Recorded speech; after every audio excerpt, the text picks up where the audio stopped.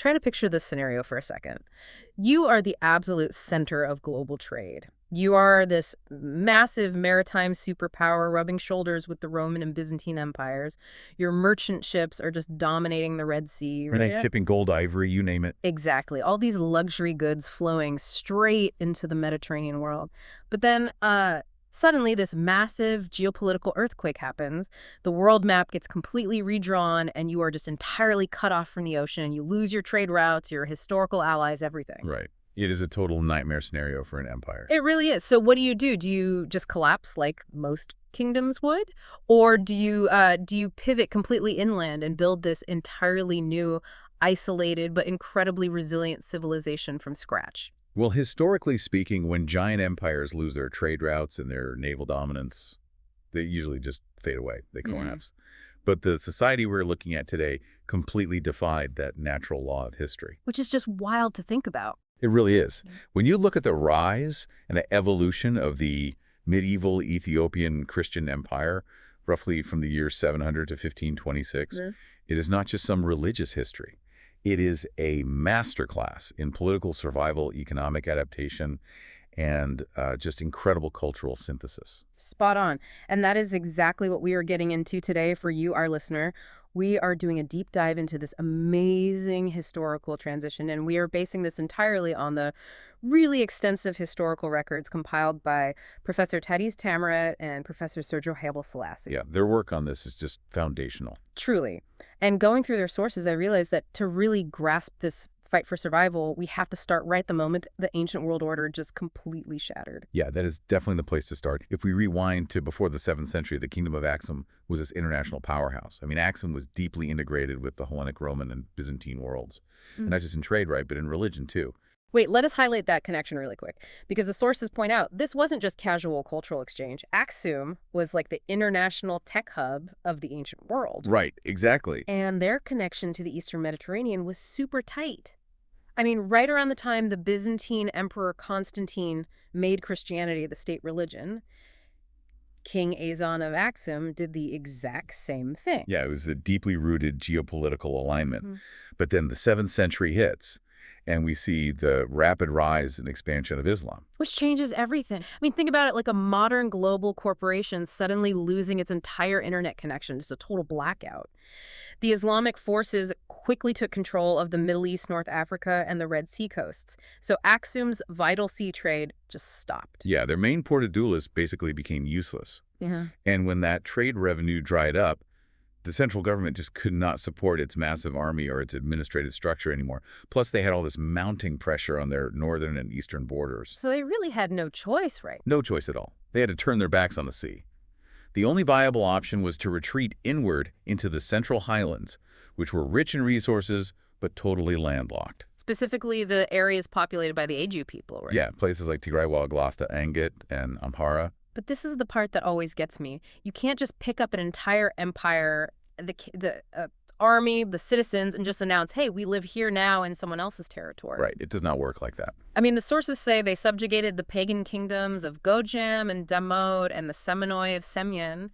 But how? How does a retreating, weakened army manage to force local populations to adopt their culture and language and religion? Well, that is the crucial how question, isn't it? The Aksumite kings didn't just conquer these areas overnight.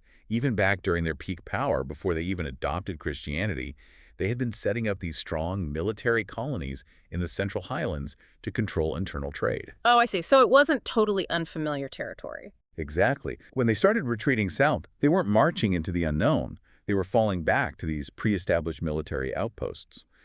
But their strategy had to shift. Oh, so? Well, they transformed these military holds into religious and cultural centers. They started carving out churches, settling monks, and taking over the local agricultural systems.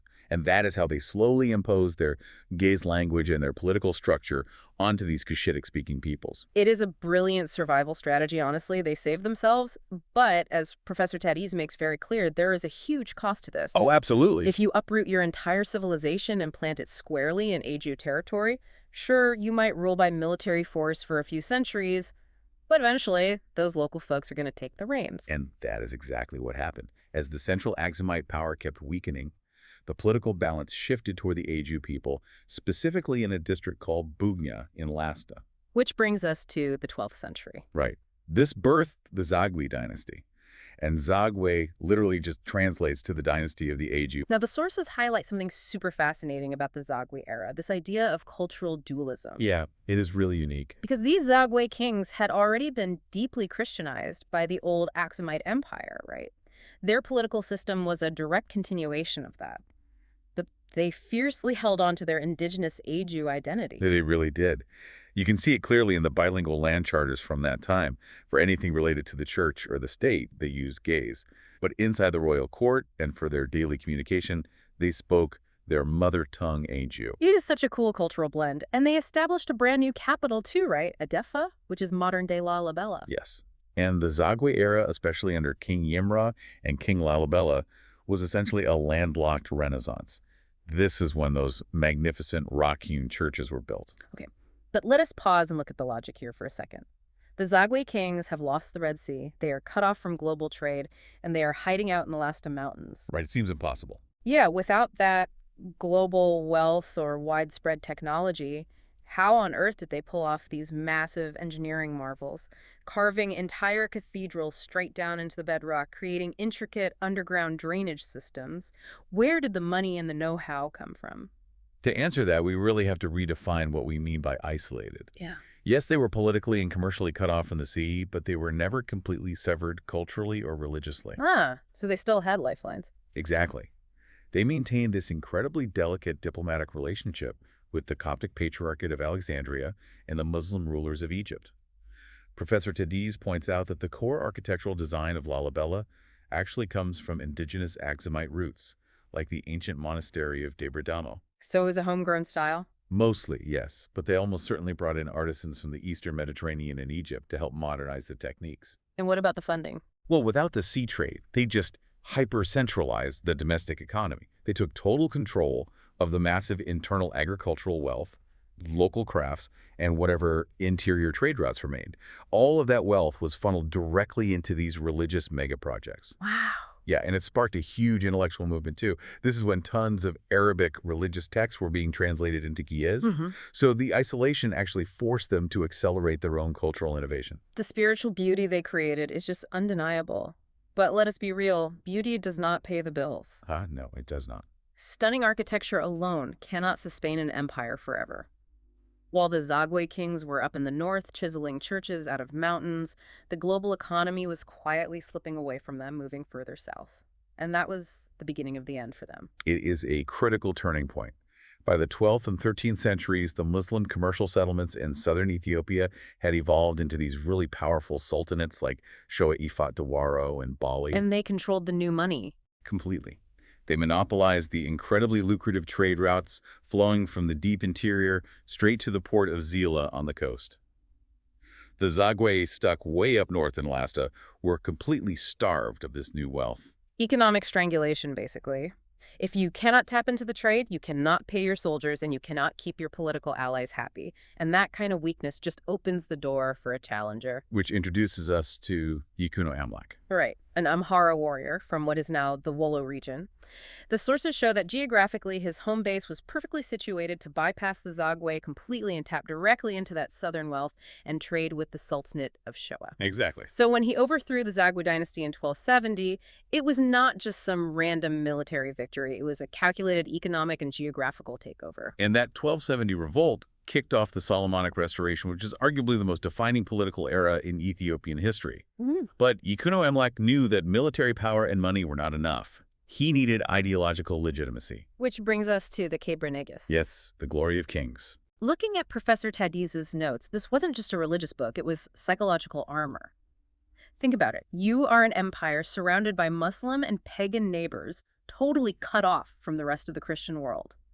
To survive that, you adopt this impenetrable, legendary identity. They linked their entire existence to Israel. Right. They claimed direct descent from King Solomon and the Queen of Sheba and declared that the Ark of the Covenant was literally sitting in Ethiopia. They rebranded their entire rule as the House of Israel. It was a brilliant way to unify the people. It was a masterstroke of political branding. Mm-hmm. Once you convince everyone you have a divine Solomonic bloodline, nobody wants to challenge your right to rule. But ideology alone does not stop ambitious princes from starting civil wars. No, it definitely does not. Knowing that royal family infighting could tear the whole empire apart, they came up with this shocking, incredibly brutal, but highly effective strategy. The royal prison on Mount Kishon. The Mount Kishon strategy is honestly one of the most mind-blowing things in the sources. Let us break down the logistics of this because it sounds like a movie plot. It really does. When a new king took the throne, every single other male relative, brothers, uncles, nephews, all of them were rounded up and detained on the flat top of this insanely steep, inaccessible mountain. But how do you even manage that? Putting hundreds of royal family members on a mountaintop is basically building a city in the clouds. Well, the geography of Mount Kishon was just perfect for it. It has this massive flat plateau on top, but the sides are sheer cliffs. It is a natural fortress. You could only get up there with ropes. That is terrifying. Yeah. And because they were Solomonic blood, they couldn't be killed. That was strictly forbidden. So they were just permanently quarantined from the world. The royal treasury sent up specialized shipments of food and luxury clothing. So they lived well, but in a cage. Exactly, a gilded cage. I see. And the guards were these ultra-loyal, highly vetted military officers. This system completely eliminated any internal rivals for the king. It created total political stability. And because they didn't have to look over their shoulders, fighting off cousins and uncles, they could direct all their military energy outward toward those southern Muslim sultanates that were hoarding the trade wealth. Precisely. Kings like Amdesian in the 14th century used that internal stability to launch massive campaigns, conquering the Islamic trade hubs and expanding the empire massively. But this brings up one of the most fascinating logistical quirks of the Solomonic era. Oh, the peripatetic kings. Yes. They ruled this gargantuan, rugged, mountainous empire without a capital city. Wait, let us really dig into this. According to the records, this wasn't just the king and a few guys camping out. We are talking about moving royal camps of up to 50,000 people. Yeah, it was a literal walking city. The king's family, the massive army, the priests, the supreme judges, all the servants. Just navigating that many people across a landscape with no roads and no bridges seems physically impossible. And how do you feed 50,000 people in a medieval camp? Won't they just strip the land bare in a week? Oh, they absolutely did. Managing that moving city required insane logistical discipline. The camp layout itself was a strict military grid. The king's tent was dead center. Then the generals, priests, and officials pitched their tents in very specific concentric circles based on rank. So the high court was just held in a tent? Yep, right in the middle of a field. As for food, they relied entirely on an aggressive tribute system. Wherever they marched, the local peasants were forced to provide massive quotas of grain, cattle, and honey. Man, that had to be devastating for the locals. Oh, it was a huge economic burden. Once an area's firewood and food supplies were tapped out, the entire camp would strike their tents and march to the next region. But logically, they had to do this right. If they just built a stone castle somewhere, they could not respond to rebellions fast enough. Exactly. The geography was too rough. The only way to maintain loyalty and crush revolts was for the king and his terrifyingly large army to physically show up in your province. Makes total sense defensively. But I see a glaring issue here.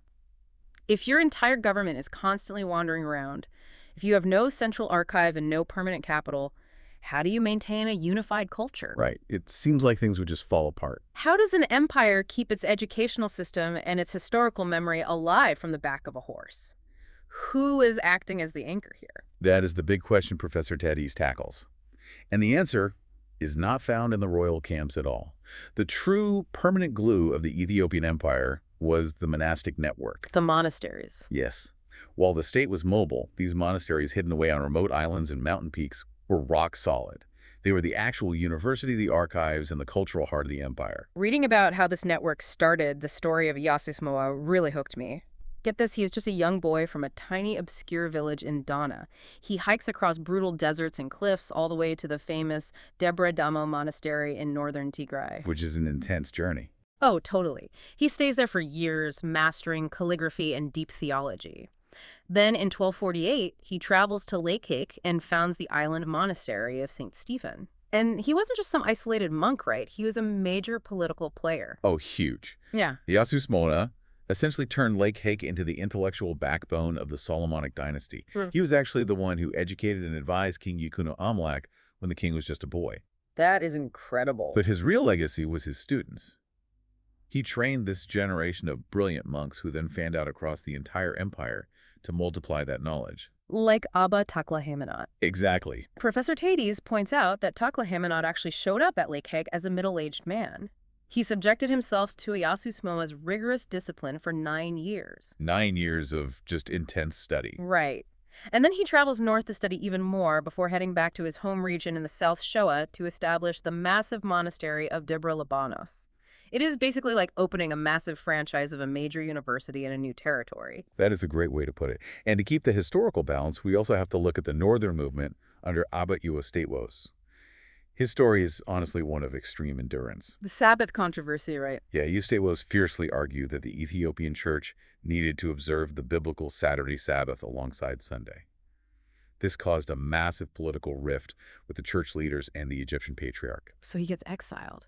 He does. He self-exiles and spends 14 years traveling through Egypt, Cyprus, and eventually Armenia, where he died. I mean, just pause and think about the physical reality of that. No modern transport, no real maps. These medieval monks are walking thousands of miles across the ancient world, crossing oceans and ending up in Armenia. And it is not just a one-way trip, right? No, not at all. Yeah. His followers actually made the trek back to Ethiopia after his death and established this huge secondary network of Iwastewos monasteries throughout the north.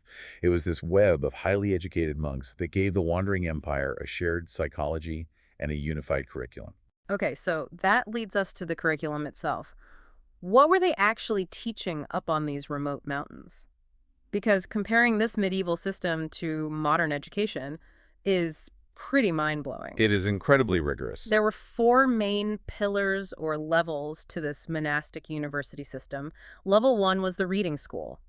And frankly, by today's standards, the discipline sounds almost brutal. Oh, it was not for the faint of heart. Little kids were forced into rote memorization of the Qedasse alphabet. Then they had to memorize increasingly complex prayers and psalms, often waking up at midnight in the freezing cold to recite them. And at that stage, they weren't even taught what the words meant. Right. Comprehension was not the goal yet. It was pure psychological conditioning. They were building raw discipline, patience, and mental endurance. Because you needed an iron will to survive the higher levels.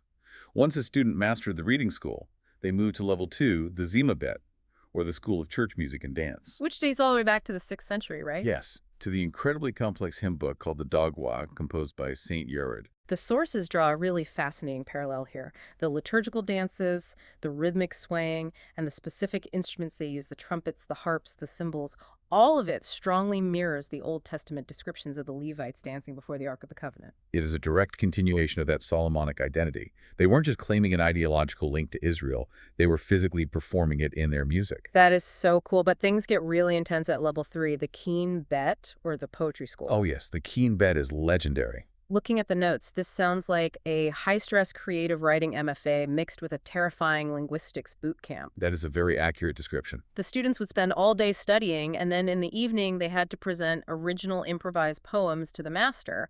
And this poetry used the system called wax and gold rite. Yes, wax and gold. It is a system of extreme double meaning. The wax is the superficial, obvious meaning of the poem. But hidden deep inside the grammar is the gold, the secret subversive or theological meaning. So you present your poem, and the master just tears it apart. They ruthlessly deconstruct every single verb, every grammatical choice late into the night. It took students anywhere from 2 to 10 years just to pass this level. Because the goal wasn't just to make pretty rhymes. The Qene Bet was designed to forge minds that could analyze anything. Mastering that kind of linguistic trickery made you an incredible diplomat or judge later on. Which sets them up perfectly for the final level, the Metsehaf Bet, or the School of Interpretation. Right. This is where they engaged in hyper-legalistic, hair-splitting exegesis of every single canonical and apocryphal book in the Bible. They would extract layers of theological, legal, and historical meaning from every verse. So at this point, listeners might be asking, okay, this is a very cool theology degree, but what does it have to do with the empire's survival? That is the critical, so what, of this whole deep dive. These monastic schools were not just producing priests who stayed in the mountains. They were the engine of the imperial government. They were churning out the bureaucrats. Exactly. The administrators, the supreme judges, the provincial governors, and even the kings themselves were graduates of this system. Kings like Dawit, Zari Yaqub, and Naud were highly educated in these schools. Zari Yaqub is a crazy example. Oh, he was brilliant. He actually authored massive original theological books in Ge'ez himself and commissioned tons of translations from Arabic. Right. So even though the royal camp was constantly wandering and sleeping in tents, the people running the government had minds shaped by the most rigorous, permanent intellectual capital in the world. That is how you manage a massive, diverse empire without a permanent address. Wow. I mean, charting this whole journey based on Teddy's and Sergiu's sources is just incredible. To recap for you all, we started with a global maritime superpower that completely lost its ocean access. Instead of dying, they pivoted inland. Yep, they adapted. We saw the rise of the bilingual Zagwe, who literally carved a renaissance out of solid rock. Then we looked at the fierce Solomonic restoration, using the Mount Gishan prison and moving tent cities to maintain power. And tying it all together, the island monasteries that educated their kings. Exactly. The big takeaway here is that we really need to rethink what isolation means. Being cut off from the global trade network did not trigger a dark age for Ethiopia. Not at all. It forced this incredible era of indigenous innovation. They borrowed some elements from the outside, sure, but they built an architectural, literary, and educational system that was fiercely uniquely their own. Isolation was the crucible that forced their genius out. Which leaves us with a really fascinating thought to chew on as we wrap up today's deep dive. We have just seen how centuries of geographical and political isolation basically forced the medieval Ethiopian empire to look inward. And the result was this incredibly resilient, totally unique culture, from Lalibela to wax and gold poetry. Yeah, they built something entirely original. Right. It makes you wonder, though, in our hyper-connected modern world today where every single culture is instantly influencing every other culture on social media, have we lost the ability to incubate that kind of deep, entirely original cultural innovation? That is a heavy question. Does true world-changing originality actually require a period of total isolation? Think about that for a while. We want to thank you so much for joining us on this deep dive into the sources today. There is always more beneath the surface. Catch you next time.